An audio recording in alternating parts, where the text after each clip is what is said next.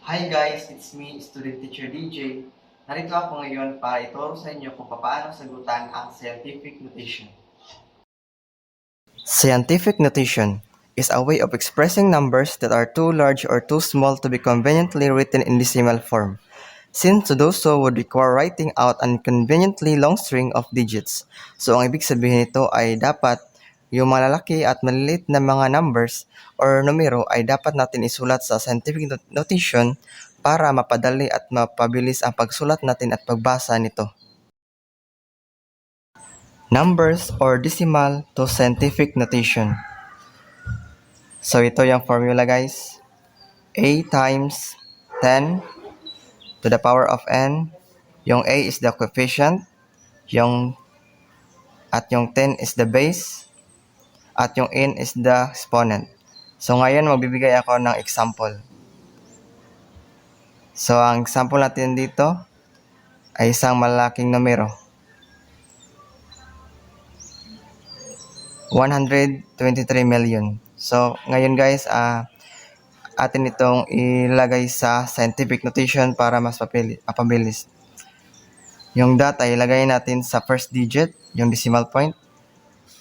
At saka ngayon, maglagay tayo ng 1.23 kasi naka first digit siya. At the base is 10. So, bilangin muna natin. So, 8 lahat yung ating exponent. So, number 2, para mas malinaw. Ito ay nakadesimal lahat. Maliit ito na numero.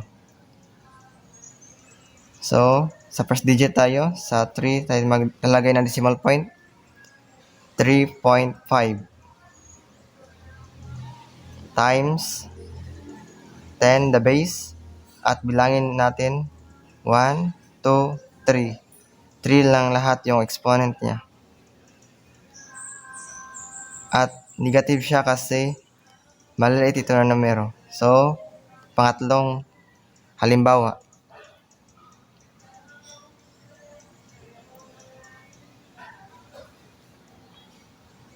$5,724.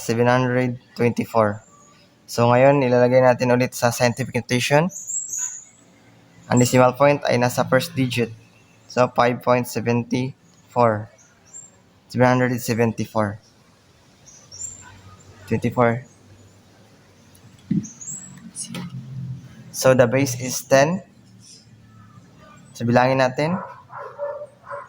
At 3 ang exponent niya. So 5.724 times base of 10 to the exponent of 3.